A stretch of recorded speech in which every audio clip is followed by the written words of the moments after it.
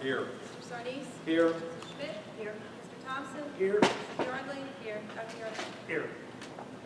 Thank you. At this point, we will have questions and comments from guests. If you will, please state your name and municipality of residence. Hearing and seeing none, we'll move on to the committee reports. The first and only one is the Finance Committee. Mr. Sardis.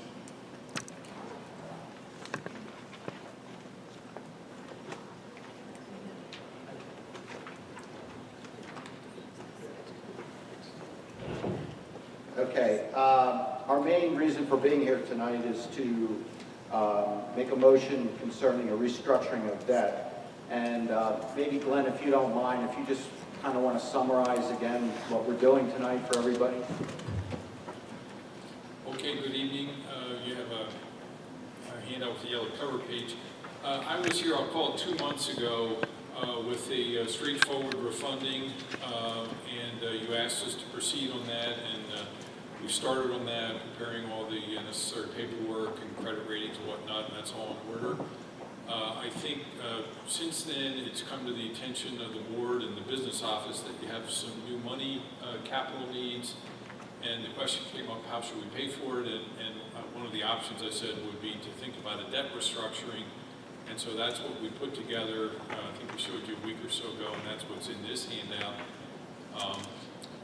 You don't have to do anything, everything's in order with the refunding, but it is a good inflection point if you would choose to restructure or rearrange that old bond issue such that you would have a lower run rate going forward after the refunding and the potential for some new money needs. So that's kind of an overview of what's here. I'll just show you, go through 1 or 2 pages if that's okay. I think if we go to page number 2, this may be is a good summary to look at.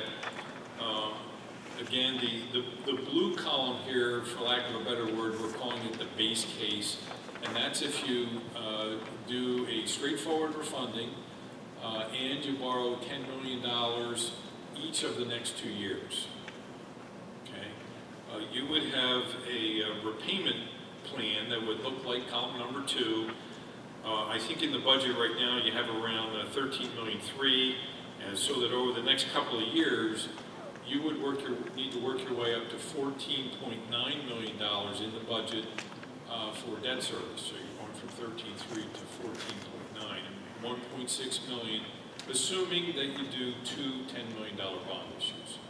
Again, we're not saying you have to do that today, but that's just what this model presumes we would be comparing to. And so the plan in the red assumes we would do a debt restructuring today, and if you choose to do so, you could borrow $10 million today, and it assumes that you do $10 million next year or the year after that, and, whenever, if you'd like to do so, and it's designed so that, assuming current interest rates in column number 3, your run rate stays at about $13.3 million, which is what's in the budget today.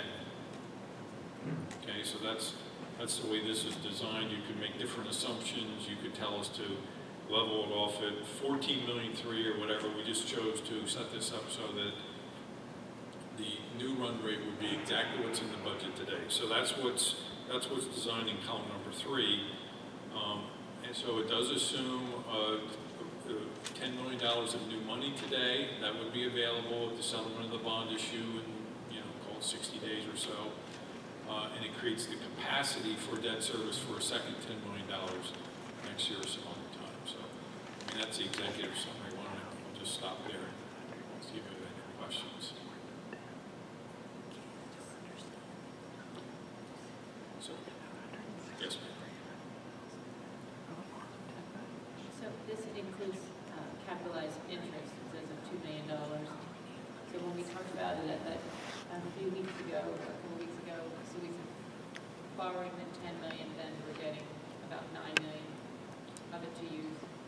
But that's one way to put it, yeah. So you How would you put it? I think that's what no, that's fair. That's exactly right. So you get all $10 million. It goes into the construction fund, and then you would just use the construction fund to make the first $3 3 payments on the bond issue. Can't do that. Your bricks and mortar would be $9 million, and then roughly $1 million is spent on the capitalized interest for the first 3 years. Excuse me. How much different is it today than when we last looked at it? $2 like here and there, or it's not the exact same thing? It's a little bit better. Yeah, and I It's think, like it's $100,000. yeah, I think if we were doing this today, it would be even a little bit better than what's in the hand.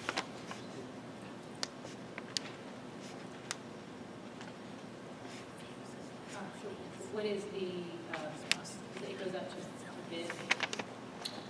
Yeah, so if you authorize this to proceed, what would happen is, in a couple of weeks, we would advertise for bids, we'd have the credit rating, we do what's called an internet bid, and then the different Merrill Lynch's and Paint Workers of the world would submit bids, and we would pick the lowest cost proposal, and then we would come back that evening with a resolution, with all the bondware resolution for the papers for you to approve that evening, and then you would lock in the interest rates that we received that day. So this is all just a model based on estimated rates, and as I said, as of today, this is still a little bit conservative. And when you were here a few weeks ago, I asked you if we would talk about refinancing the debt and get refunding, refund. And then also we talked about new money, but at that point, the board wasn't prepared to borrow money. And I had said, I had asked if there was a cost savings, we did them at the same time, and you said, yes, so is that the case? So there's a cost savings to doing them together then as opposed to There's a little bit. I mean, it's not $100,000. It's more than 10. It's $30,000, $40,000, $50,000 a capital like that. One item, if I could, it struck me from our discussion last week. If you go to page 19, this is what the new money component would look like on page 19. And so I think when bond counsel draws up all the paperwork, the question would be the capital items that the bond issue will be spent on. Do they have a useful life of at least that long? Call it 10 years. And so I don't think we spent a great deal of time on that, but I just wanted to break that up. Actually, I did have a conversation with Mr. Brewer, who is from Dinsmore and Shoal, who is our bond counsel. They did request how we planned on spending these dollars, so I did share the 5-year capital plan with them that shows that the district does have something, some things on the horizon where they would be spending the money, that we're not borrowing money to keep it in our savings account. And all those items did have a useful life of 10 years or longer. Excuse me for 1 second. That was my question. Is this going to be parking capital and not distributed between general and capital? And it can only go to capital. Okay, I just wanted to confirm.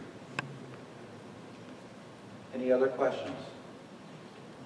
Just a reminder, we're only authorizing, this is only an authorization to borrow $10 million this year. The numbers, I believe, Glenn, on page 2 or whatever, would be if we borrowed the $20 million, correct? Yeah, I view that, I think it's the red column, I view that red as just showing the capacity Right. for a second. Yeah, So we would come back to you with 2 series of bonds. There'll be separate sub-series. One will be 15 or 16 million for the refunding, and then one would be 10 for the new money. Okay, thank you. Okay, well, if there's no other questions, then I think I'll make my motion. So the motion is to approve the following resolution. Resolve the Board of School Directors of Pennridge School District previously authorized the administration to work with Public Financial Management, Dinsmore and Shoal, and the local solicitor, which together are the financing team, in conjunction with the issuance of the series of 2014 bonds. The financing team is further instructed to redirect the purpose of the series of 2014 bond to include a refunding and restructuring of a portion of the prior debt of the school district, together with the issuance of up to $10 million of new money in one or more series of bonds as described in PFM's presentation dated March 11, 2014.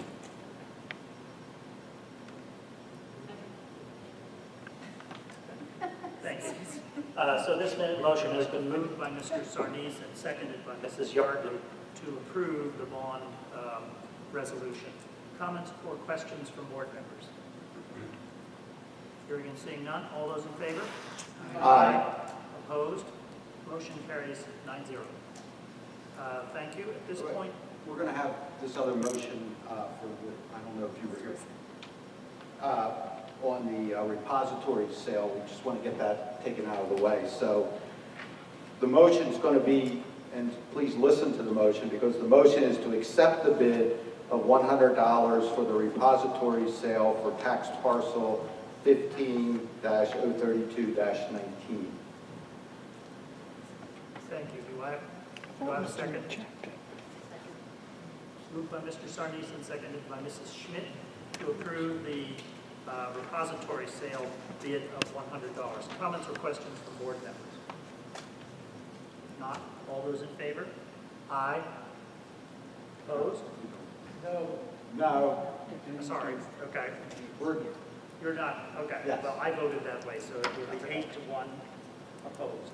Motion fails. Okay.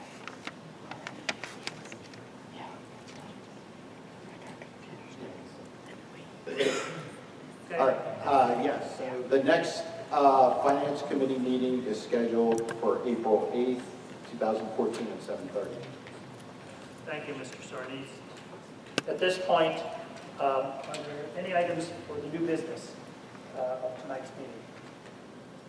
If not, I will then go on to the announcements. The next regular school board meeting is scheduled for March 24th, 2014, and it will be held at 7:30 in the evening, and it will be here, I understand, as opposed to the district administration office as listed. Again, comments or questions from guests? If not, questions? Oh, I'm sorry.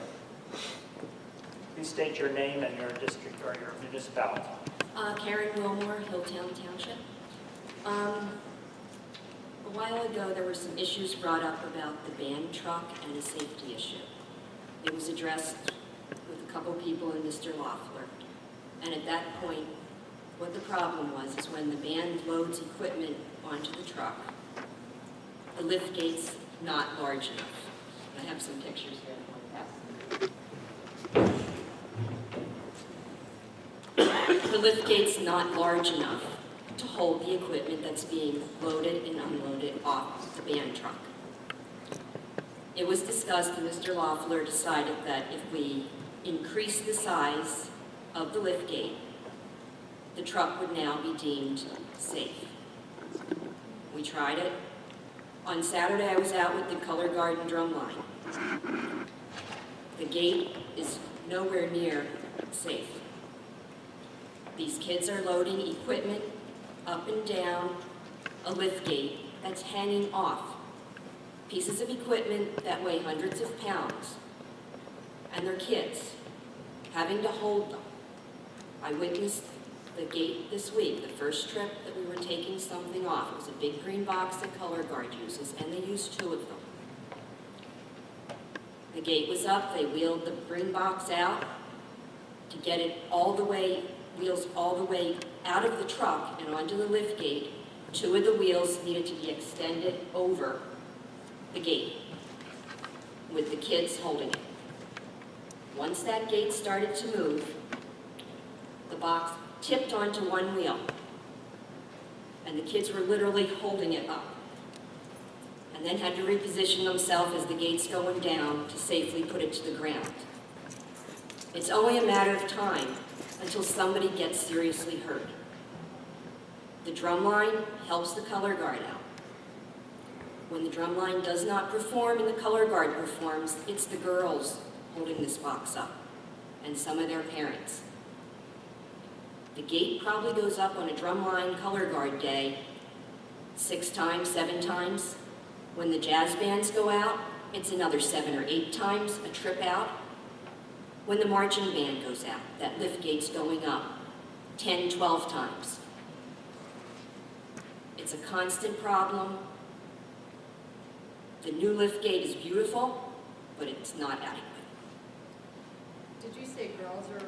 Yes, when the drum line's not with them, the color guard consists of mainly girls. There are, I think, 3 boys in the color guard, but a lot of the parents help out. And if they get hurt and they can't work, who's going to be held responsible for that? We've brought it to you before that a trailer where we can wheel the stuff on and off without having anybody have to lift the ends of these pieces of equipment would be a much safer option. This was done in the daylight, clear sky, no rain factors. Back in September, the drum line had a competition down at Ruston High School in Westchester. The competition got moved from being out on the football field to being an indoor competition because of weather factors. It was like a monsoon. We did not let the kids go near the truck or load it. It was dark. The stuff had to be wheeled across a parking lot, and it had to stand out in the rain and be lifted up rolled onto lift gate and then lifted. When aluminum gets wet, it is slippery. The fathers took care of it. How none of them got hurt, I don't know. It's a chronic issue. Something needs to be done about it before somebody gets seriously hurt.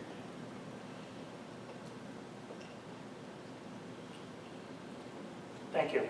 I do believe that this is still a matter of discussion in the budget. I don't believe it's been cut from the budget, so. Okay, well, when we were looking at the budget thing that Mr. Loeffler showed, it was number 5 on the very last line. A new trailer fully equipped for the band to safely move their equipment around, because that's a big investment in itself. The amount of money that the school district has put into the equipment alone is a huge investment. A new trailer is $17,000, fully equipped. One person getting hurt is going to cost you how many times more than that? Thank you. Anyone else wish to comment?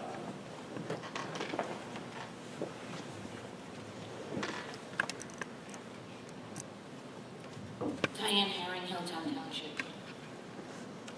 My daughter and my 2 sons are 12 and 14. They are expected to hoist that box. I will not let them. I am grateful that I have other parents and older students of ours who are willing to step in and support them. And I do appreciate that it is in the budget. We have done this before, and I would ask the board to take the step tonight. Because what no one has encountered yet is the timeline involved in what you're discussing. You vote for your budget. It could be May, it could be June, depending on how discussions go. Potentially because the item is being tagged with a second purchase, being a truck, that item would then have to go to bid. That bid process would last probably several weeks. By the time that's done, you're into July. The turnaround time from every trailer company that we have contacted, who has supplied every other school district in Bucks County with an identical trailer, is 12 to 18 production weeks. If you factor that in, and you do not vote outside of the budget discussion to make this purchase and to go to bid for it now, not only are you sentencing the children today to that risk, you're also sentencing the entire marching band to the same risk yet again in the fall, because it will not be here in time. I am asking the board to please consider those photos and look at them.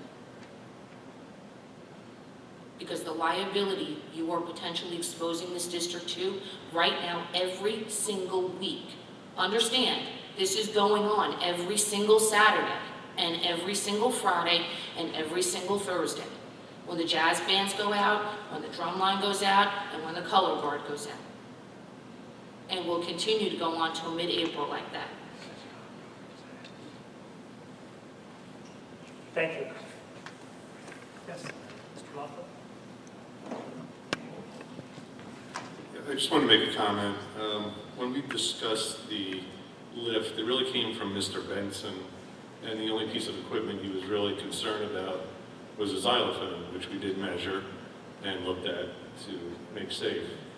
I was unaware of any problems. Maybe we can look into it to see, as Mike said, maybe the box can be broken down into different boxes that make fit. I'm not sure what the problem is, but the xylophone was the only problem that was brought to our attention when we put the lift gate on and we did measure that. As far as students, I was told, and I believe Mr. Creedon has told Mr. Benson, that no student should be loading the trucks, that it was done by parents or school employees. So that's the impression I've been under. Students should not be loading the equipment Would on you the trucks. parents be taking that responsibility? Pardon me? Would you say parents should be taking that responsibility? Well, it's Mr. Benson or the I teachers. mean, I can see school employees, but I can't see parents taking that responsibility.